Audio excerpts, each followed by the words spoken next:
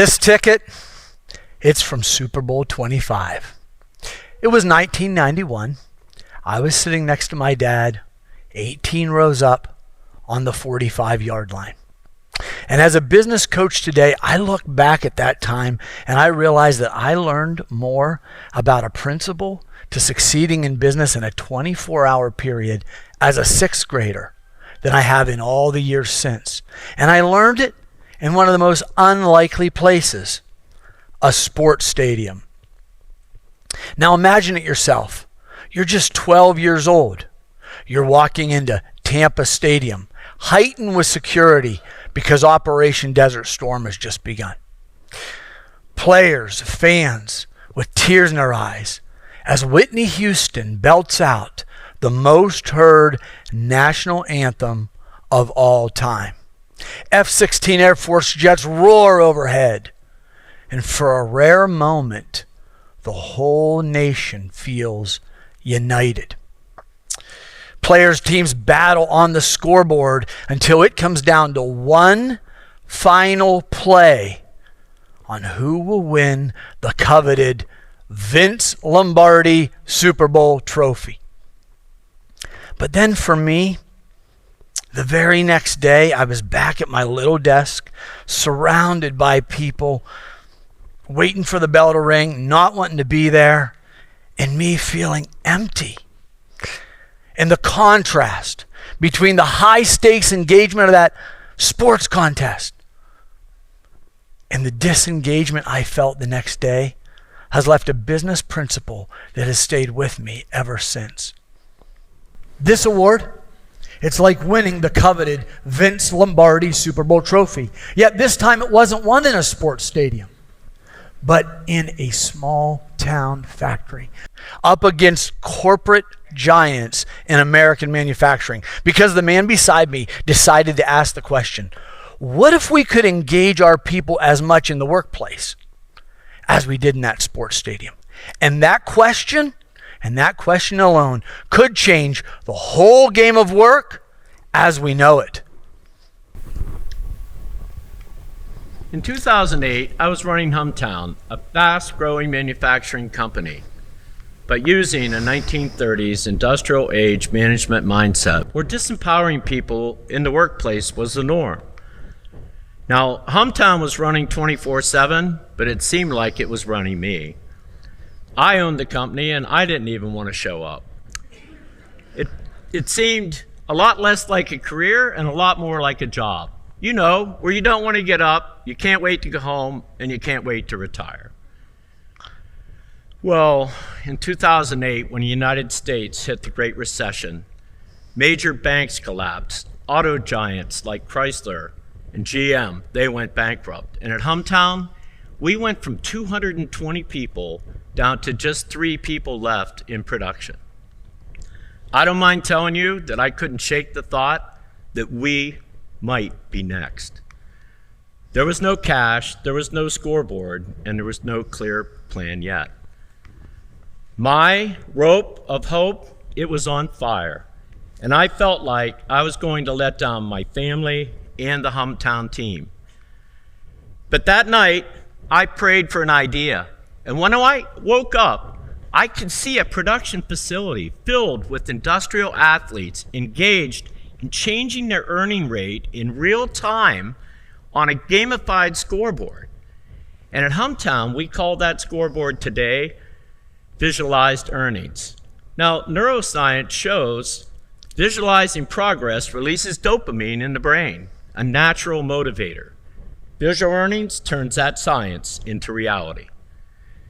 But around that time, I was watching our sons playing ice hockey.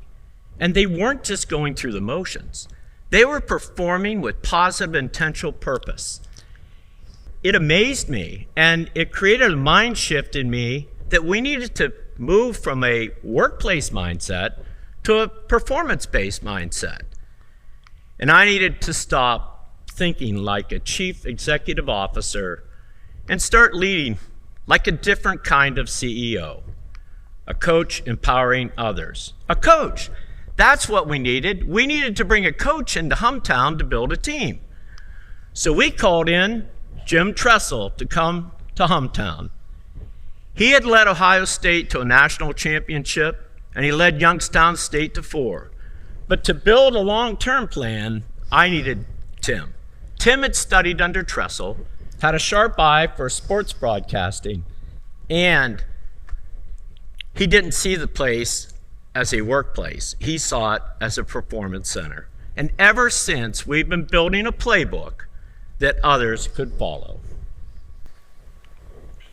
Now, hometown, that sign, I'd pass that sign every time I drove by Mark's place.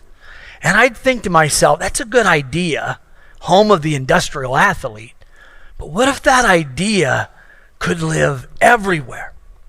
Now, I had known of Mark, but when I heard the story behind that sign, it really moved me. Because while he was going through his transition in 2008, I was going through my own. I had just lost my job. My marriage had ended. I had no degree to fall back on at the time. And that shared struggle created a bond. While Mark was transforming his workplace into a high-performance center, I was also studying how the best teams build, rebuild, transform their place, and turn it into a high-performance center. And one shared idea kept rising to the surface, that the same ingredients that can create winning teams on the sports field can create winning organizations in any field. For example, you can take Tom Brady, Super Bowl 51. They were down 28-3. He looked up, saw the scoreboard, and knew exactly what it would take to win, creating the greatest comeback in Super Bowl history. Amazon, they wanted to become number one in the world. They created scoreboards for delivery times, changing the way we expect delivery. Empowering so many customers, they became number one in the world at delivering what we use every day. Hometown, their scoreboards so fully engaged people, pay and performance rose almost 400%.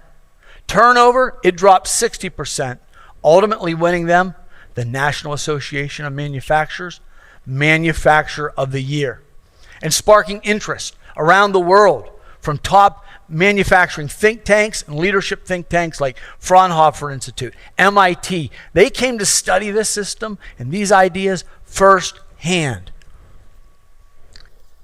And now, I'd like to introduce you to 3 of the original industrial athletes that lit up the scoreboard at hometown. Carrie, she came to us low on confidence and high on stress. While we were rolling out the coaching model, she regained that confidence and she empowered her team. Carrie's greatest gift is caring, and she shared a motto with us that we still love to use today. A little kindness doesn't hurt anybody. Zach could turn any job into a win until leukemia benched him. Off the floor, he was still part of the team.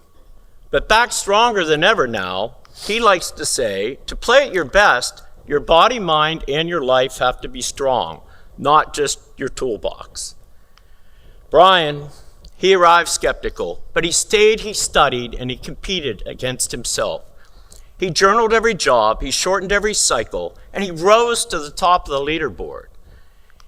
And Brian likes to say that the earning curve is in the learning curve, and he lives it every cycle, every shift, every day. That energy was in there all the time, just waiting to be released. But this is more than just about one company or one crisis or one comeback. It's about a global challenge that impacts all of us in our organizations. Disengagement. The problem of disengagement. Why solve that problem? Because without engagement, there is no high performance. It's what I learned in that 24-hour period as a 6th grader. And without high performance, there's no winning results anywhere. So Gallup and McKinsey have actually studied over 25 million people in 200 countries. And they found that self-reportedly only 30% of the people are actively engaged in what they do every day. On the other hand, Harvard Business Review looked at teams that engage their people, and they outperform their competition by 147% per share.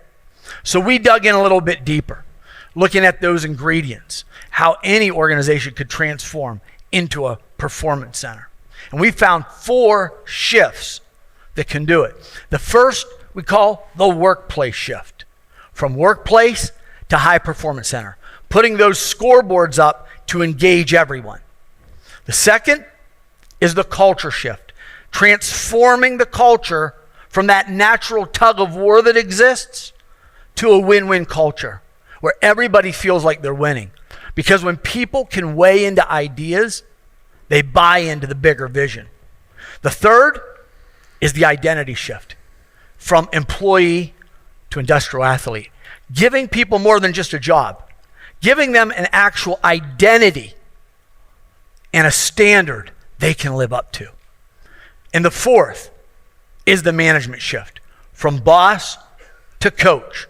It's the way we manage, going from command and control to building trust as coaches that build the team. And people think, can we really do this? Where do we start with all this? We made it simple, understandable, and doable with the acronym GAME. Think about how simple this actually can be. The G is for goals. You simply set clear targets that everyone can aspire to. The A is for activities. What action steps will get you to the goal? The M is for measurables. Those scoreboards, make them in real time. And the E is for evaluation. Check your results and do it again. It's simple. It's understandable. It's doable for anyone. Because when you make the game understandable, you can make the game winnable. Whether you're in the sports field, whether you're in the business field, or whether you're in your chosen field. And what moves me most is not the awards. There's no reward in an award unless it changes somebody else's life, like Brian, Carrie, and Zach. They became more than what they do, and they released the greatest energy on earth, human potential. So let's imagine a workplace that feels like a performance center, scoreboards that transfer energy into earnings, a role that's not just a job, it's you performing in a career. And let's stop going to work and let's start performing in our careers with gamified visual earnings as empowered industrial athletes with interest, purpose, passion, and engagement. And this could be the end of work as we know it. Game on!